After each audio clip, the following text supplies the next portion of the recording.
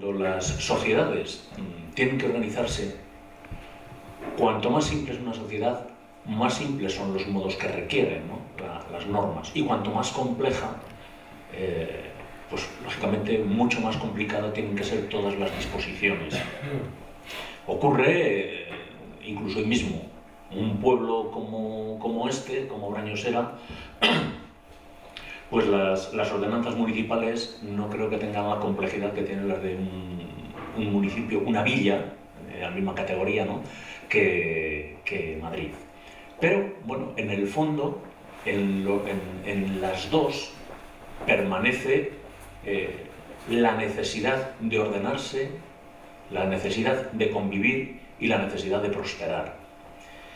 En realidad, ya digo que poco, nada casi tiene que ver lo que es un antiguo fuero con lo que es una constitución, pero en los dos sí que hay un poco esa idea también de convivencia, de regular la convivencia. En un momento como el de Brañosera, simplemente 5 familias. En el de un país, pues millones de familias, ¿no? El fuero, que nosotros conocemos y que acabamos de oír relatar en el documental, la verdad es que responde a unas necesidades del momento. Ya creo que fue el año pasado cuando comenté aquí un poco que desde mi punto de vista responde también no solamente a las circunstancias propias de un sitio como Brañosera, sino a las circunstancias propias del reino. Yo creo que no es casual que sea Alfonso II, o bajo el mandato de Alfonso II, cuando se promulgue este fuero, y que sea también bajo el mandato de Alfonso II cuando se descubra la tumba de Santiago. Son fenómenos que nada tienen que ver en sí mismos, absolutamente nada. Pero yo creo que durante la vida de este rey, digamos, dentro de su planteamiento político, es el que empieza a dar el paso desde una sociedad que es prácticamente tribal a una sociedad que quiere organizar un verdadero Estado. Muy rudimentario, eso sí, nada que ver con los que tenemos ahora. Pero Alfonso II, por lo que hace, da la impresión, la idea de, como dice la historiografía o las fuentes documentales de la época, restaurar el orden gótico tanto en la Iglesia como en la corte, ¿no? Es el que tiene un planteamiento de verdadero gobernador. Quizás hasta entonces, incluso igual alguno después, fueron más bien, ya digo, líderes tribales. Pero Alfonso II necesita,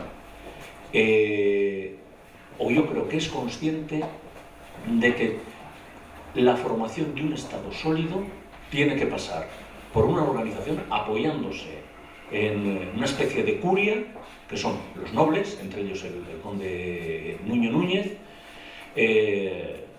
los clérigos, pero que tiene que contar necesariamente con el beneplácito de una amplia base campesina. En esos momentos la supervivencia de cualquier monarca es muy difícil. Los levantamientos están a la orden del día y no son pocos los que mueren de forma violenta.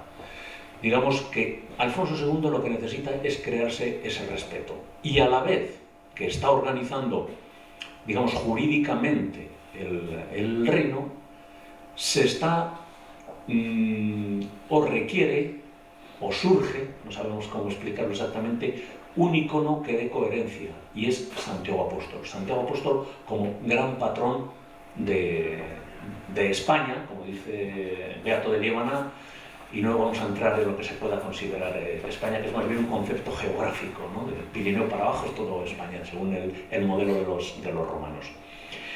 Quiero decir que el conde Nuño Núñez, en el fondo, no deja de ser un intermediario entre lo que es la realeza y lo que es la base campesina.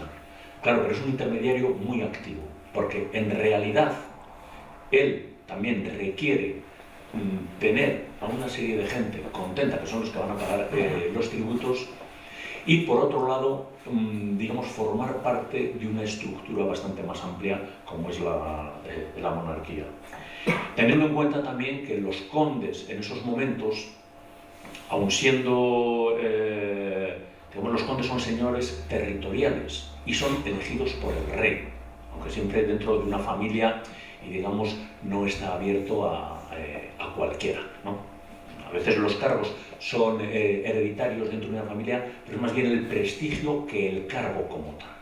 Es un poco quizás difícil de entender y de explicar, pero digamos que esos condes no lo tienen por derecho divino y por derecho de familia, ni por derecho, son simplemente por derecho personal propio y por concesiones del rey. Pero al final es una suma de intereses en los que unos necesitan estar reforzados por otros, los de arriba por los de abajo y los de abajo por los de arriba. Brañosera, tal como nos explica el fuero, es el modelo de cómo debían funcionar las cosas en aquel momento, ¿no? Ya digo, una historia de intereses compartidos y de apoyo mutuo. Decía antes el alcalde también, hablaba de libertad, igualdad y fraternidad. Eso es un concepto que surge durante la Revolución Francesa, ¿no? Del cual hacen gala todavía los franceses.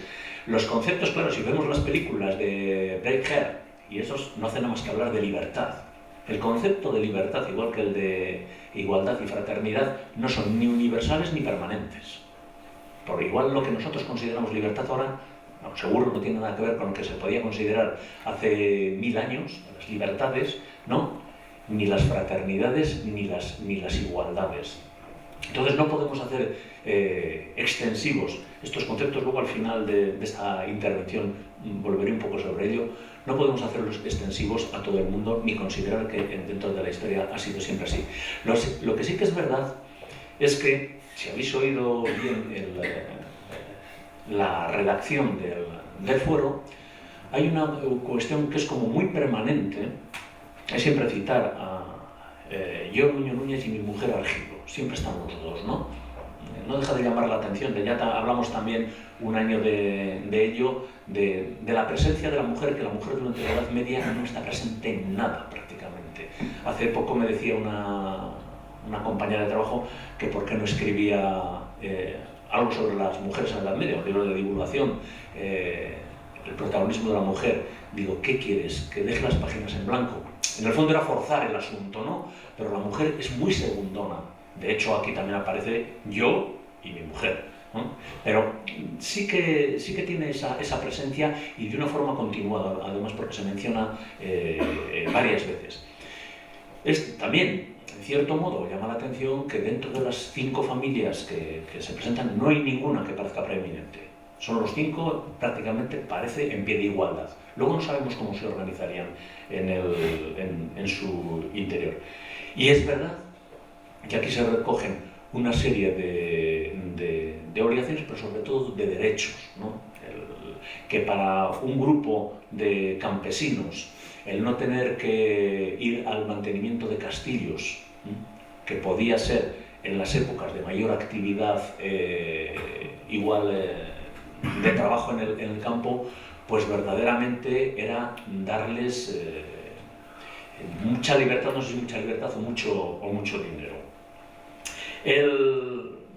Y luego también es importante lo que comentábamos del valor que supone, y la fraternidad, vamos a entenderlo así, o solidaridad, y que es una figura que en el fondo se ha mantenido hasta hace bien poco en zonas en muchas zonas en realidad de Castilla, no sé si en otros lugares, lo que se suele conocer como la huebra, ¿no? Es decir, los problemas son de todos y entre todos tenemos que solucionarlos.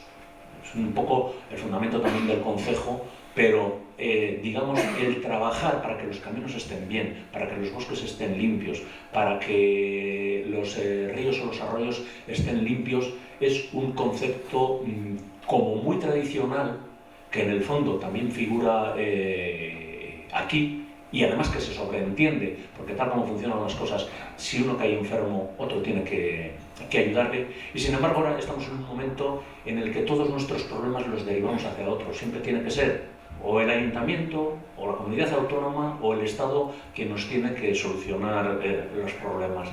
Yo a veces cuando hablo con la gente del pueblo donde vivo, de otros pueblos, digo, mira, estoy harto de escuchar, aquí no nos ponen, aquí no nos traen, aquí no nos dan. No. Esta gente probablemente no pensaban ni de lejos ni que les iban a traer, ni que les iban a dar, ni que les iban a poner. Es decir, todo dependía de su trabajo. Y en cierto modo, digamos que eso es un principio de solidaridad. Los problemas son de todos, ¿no? Bueno, ya digo que el Fuero de Brañosera lo que establece es unas formas, unas normas de convivencia muy sencillas, pero suficientes para una sociedad que jurídicamente es muy básica. Hay que tener en cuenta que esta no es solo la normativa que podía funcionar. Por encima de ellos, y como comentaba antes, se habla bien claro, en la época de Alfonso II está la ley de los visigodos, el fuero juzgo, ¿no? Pero realmente lo que importaba para el funcionamiento cotidiano de una sociedad era lo que tenían más cercano, y en este caso es el fuero. Y hasta tal punto tuvo éxito el modelo que durante más o menos 400 años se estuvieron replicando.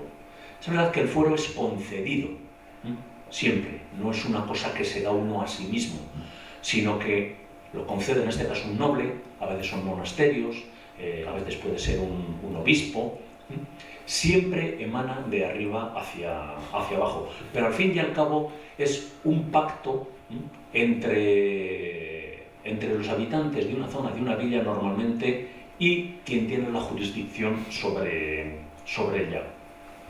La verdad es que se conocen muchos de estos fueros locales, muchos de ellos han desaparecido, pero también es verdad que poco a poco, según se va haciendo más compleja la sociedad, hay como una necesidad de crear un documento unificado. Un documento unificado, además, y que no esté sometido a lo que podía ser la incertidumbre del archivo monástico, a la inseguridad de la frágil arca de un concejo donde se podía guardar ese documento, o a la volatilidad de interpretaciones interesadas, que es muy frecuente incluso en muchos monasterios, en muchos lugares, porque los que saben escribir son los que pueden interpretar y los que pueden imitar. Estoy acordando ahora mismo de un famoso pleito que hay entre el monasterio de Aguilar de Campoo y el de Cordovilla de Aguilar. Hay un monasterio también donde al abad de Cordovilla le encuentran con documentos que había falsificado para avalar, digamos, sus pretensiones. Eran en realidad bastante frecuentes. Entonces, ante estas posibilidades, poco a poco lo que existe es esa necesidad de crear un documento más unificado y más universal. Así surgen en 1247 en Aragón, los fueros de Aragón, y en Castilla, que es donde nos puede interesar más, en 1255 Alfonso X redacta el Fuero Real. Fuero Real que en realidad recoge de una forma todavía más compleja los fundamentos que pueden tener los diversos fueros locales e incluso, digamos, para crear una norma más general, pero adaptándola también a cada una de las circunstancias de cada lugar, ¿no? Este rey, que como bien sabemos es un gran legislador, pocos años después redacta las partidas donde se recogen de alguna manera todas las disposiciones legales anteriores. Bueno, a pesar de esta evolución que vamos viendo a lo largo de la Edad Media hacia una norma más o menos general, la verdad es que durante la Baja Edad Media las circunstancias sociopolíticas que viven casi todo Occidente, pero centrándonos más en Castilla, en los reinos de Castilla y León, hacen que muchas veces haya un retroceso, y que haya un retroceso, digamos, hacia lo que son otra vez los fundamentos señoriales. Es decir, la monarquía durante los siglos medievales es bastante débil, la nobleza se fortalece mucho y al final, digamos, que se crean, digamos, pequeños estados dentro de lo que puede ser el gran estado. Aún así, los fundamentos que había lanzado el rey Alfonso X siguen hacia adelante, y otro gran monarca es Alfonso XI, promulga en el año 1348 el ordenamiento de Alcalá. Un código que a pesar de relegar a las partidas por detrás de los antiguos fueros locales o usos consuetudinarios, es reconocido como un paso más en el afianzamiento de los códigos civiles. Bueno, con el fin de la Edad Media surgen las monarquías modernas, más poderosas, que ya sí que requieren una verdadera organización, una verdadera burocracia, y poco a poco, digamos, toda esta normativa va evolucionando. No vamos a entrar en ello, porque además yo ni siquiera soy especialista. En cuanto me salgo de la Edad Media me pierdo mucho, ¿no? Pero bueno, en el año 1505 se promulgan las leyes de Toro, que recogen aspectos relativos al derecho civil, procesal, matrimonial, sucesorio, penal, unificando y actualizando la normativa emanada de códigos anteriores, y que se considera en realidad el gran código vigente hasta que se promulga el Código Civil en 1889. Hay momentos de actualizaciones de toda esta normativa, la nueva recopilación, la novísima recopilación, y lo que hay en estos momentos también es un intento de unificar lo que son los distintos códigos dentro de los distintos reinos peninsulares. Desde principios del siglo XVI hay un solo rey en España, lo que se considera España, pero son varios reinos y cada uno sigue manteniendo sus tradiciones, fundamentalmente lo que es el antiguo reino de Navarra y el antiguo reino de Aragón frente al antiguo reino de Castilla. Castilla es el reino preponderante, es donde vive el rey, es quizás con el que más se identifica, y el intento de los reyes siempre es extender el modelo castellano al resto de sus dominios, no sin determinados problemas. En el año 1591 el rey Felipe II manda decapitar a Juan de Lanuza, el justicia mayor de Aragón, porque había acogido en su reino, y lo podía hacer, a un prófugo de Castilla, Antonio Pérez, que había sido secretario del rey. Le ordena decapitar, y aunque no quedan abolidas las leyes del reino de Aragón, en realidad no dejan de ser, en cierto modo, papel mojado, porque lo que se extiende es la normativa de Castilla. Solamente en Navarra y en lo que podrían ser el territorio vasco, que forma parte de la corona de Castilla, también se siguen manteniendo los antiguos usos tradicionales bajo el nombre genérico de fueros, que todavía lo seguimos utilizando hoy. Navarra es comunidad foral, o sea, se está rigiendo por una antigua normativa, lógicamente adaptada a los tiempos. Ya digo que hay una unificación, también a principios del siglo XVIII. Se promulga, el rey Felipe V promulga el decreto de nueva planta, que lo que hace es unificar toda la legislación, ya digo, excepto con las lagunas de la zona vasca, toda la legislación de sus estados, aprovechando que la corona de Aragón había apoyado en la guerra de sucesión a la corona española, había apoyado al otro pretendiente, al archiduque Carlos de Austria, y como perdió, pues Felipe V lo que hizo fue a los perdedores someterles, digamos, a la disciplina de los vencedores, que en ese caso fue más o menos el bando castellano. Ya digo que todos estos procesos, que son bastante complejos, no es tan simple como podemos explicar aquí en unos minutos, en lo que son en el fondo cosas relativamente sencillas, pero que a partir de la Revolución Francesa, de la promulgación de la Constitución norteamericana, que es una norma también en el fondo ideal, ¿no? Las constituciones no dejan de ser, la Constitución española no sé cuántas páginas tendrá, pero vamos, nada que ver con lo que es todo el sistema legislativo español, y cosas que son más bien aspiraciones que realidades. Todos tenemos derecho al trabajo, todos tenemos derecho a una vivienda, pero de hecho eso no ocurre, ¿no? Entonces no se cumple la Constitución casi nunca. Es verdad que a partir de estos modelos que se están dando a partir de la Revolución Francesa, en España las Cortes de Cádiz promueven y promulgan la Constitución de 1812, la primera de una serie de constituciones que se van configurando a lo largo del siglo XIX y del siglo XX y que acaba en la Constitución de 1878.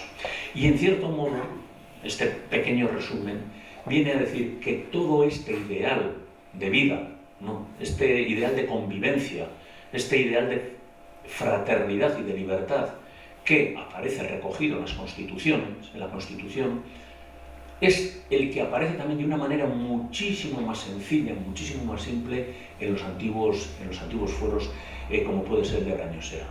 Sí que piensa uno que si las constituciones no se llegan a cumplir, muchas veces sí el fuero se cumpliría. Es decir, lo pensaba yo estos días, digo, cuando se dice que uno queda exento de acudir al sostenimiento de los castillos, ¿ocurriría o ese es el ideal? Porque en casos de extrema necesidad se diría, oye, que hay que arrimar el hombro. Y no sabemos si realmente ese fuero también era un ideal o era una realidad. Y ya para terminar, yo quería lanzar, porque a mí me gusta que todas estas presentaciones no sean charlas magistrales que no tienen esa pretensión, sino sobre todo, como lo he hecho otras veces aquí en Brañosera, es lanzar una serie de ideas. Cuando hablamos de libertades, ya sea en los fueros, ya sea en las constituciones, siempre hablamos de las libertades propias, según nuestro modelo, ¿no?